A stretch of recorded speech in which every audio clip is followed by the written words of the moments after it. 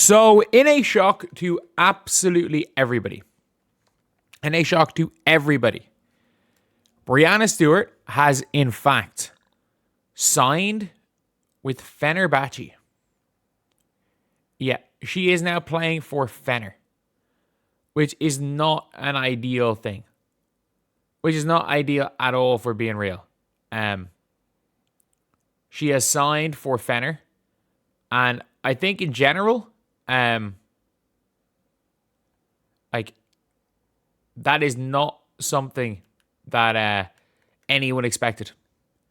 So this is obviously the player in Unrivaled who is the quote unquote, realistically, the face of Unrivaled. She is. There's nobody that is kind of more relevant when it's all said and done to Unrivaled than Breanna Stewart. It is her and Fee were the two people that started off, and the whole reason why they started Unrivaled was so that they could pretty much, it was so that they would be able to have a league to play in the whole time. But now it's at the stage where she has now decided that instead of taking any sort of a rest, she is going to go play for Fenerbahce. As you can see, Fener have posted a welcome to Breanna Stewart. And Stewart will take third crown for career as she gets set for another stint with Turkish juggernauts. And obviously, look, Stewie's not going to be there for the whole season. She hasn't been there for the whole season. She won in Turkey as well. Or say she won in Russia as well. And she's back playing Turkey, obviously, since, after the Brittany Griner situation, a player can't really go to Russia.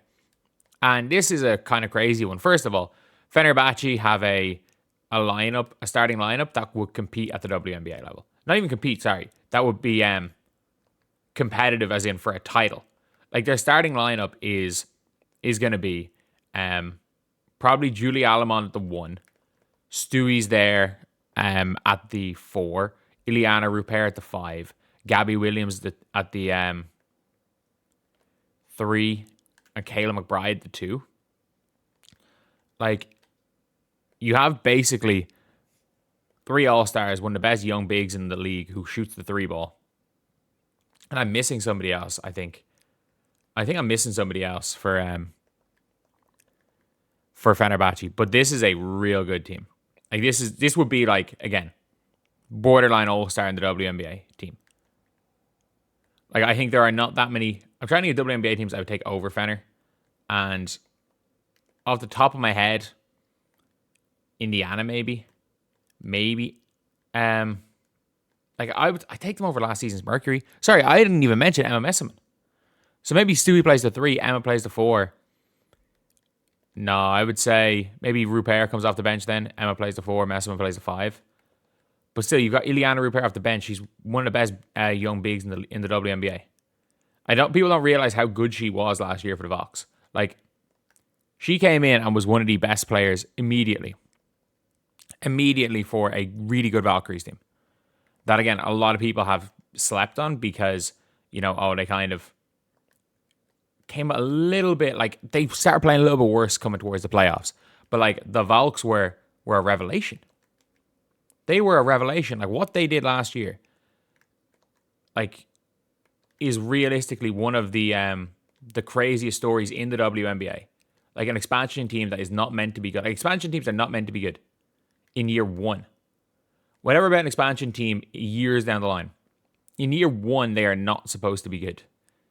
But yeah, it is a very, very interesting situation here to see what Stewie's going to do. And again, when it comes down to it, how Fener are going to deal with, let's be real, having a legitimately like top tier WNBA team in Europe when, and to be fair, like they lost. I can't remember who they lost to, but like imagine going from, like, they started off the year with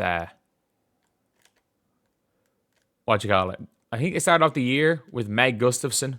Is Meg Gustafson still there? I think actually.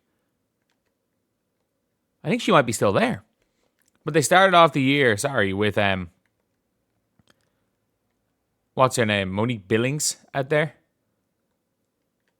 And now going from that to Like, they didn't even have Messman to start the year. So now we're at the stage where it's like, oh shit, they like they might actually have like a legitimate super team, which again is a massive thing if you are a Fener fan. If you're a fan of Euroleague women's basketball, like the super teams are there again, and I wonder how much money some of these teams are throwing. Like for Stewie to, I'm not gonna say Stewie like it makes any difference for her. Like, she's making good money anyway. But, like, for the way I'm looking at it, I'm like, just for the sake of Unrivaled, for the sake of, like, the reputation of the league being like, you know what, players don't have to go to overseas, for a founder to be going overseas means I don't know about the sustainability of Unrivaled or the WNBA season's not happening. Like, that's just the way I'm looking at this, is one of those two things are happening. Either Unrivaled is kind of in the shitter, which I don't think it is, considering the fact that, like, if they try, like, they're playing games in Brooklyn. I do think when it's all said and done, Unrivaled is like this traveling tour actually is a good thing is a good way of pitching Unrivaled. Ironically, well, that's exactly what Project B are doing. But yeah, I think it's a very, very interesting scenario to see what ends up happening here. And this is not something that I thought was going to happen. This was not something that I ever thought was going to happen. I never thought Breanna Stewart was going to sign to play in Europe again, especially right now. I just didn't think that was going to happen. That being said, it has. It has happened.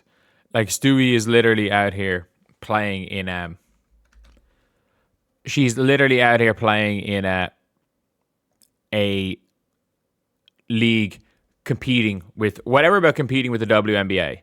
And I understand she's going to play the rest of Unrivaled and then go. But, like, she is competing with Unrivaled's competitors. Which is kind of mad. Like, she's playing in a league that's competing with the league she runs herself. Which is, again, kind of a mental scenario. She's absolutely allowed to do it. I think it'll be good to see kind of this super team in Fener. But, like, again, these players sign, for lack of a better word, in these EuroLeague teams, players sign like playoff contracts. Like, they'll sign a contract that and then when it's all said and done, just go and play a couple of games out of it. But yeah, look, it is a very interesting thing to see what's going to happen with Breanna Stewart in Fener, whether or not she's going to really step it up, whether or not it's going to be taken that seriously, or what the hell happens with Unrivaled, and does this mean the end of the WNBA season? I'll talk a little bit more about this in another video, but anyway, that's the video. Just a quick update. See you guys.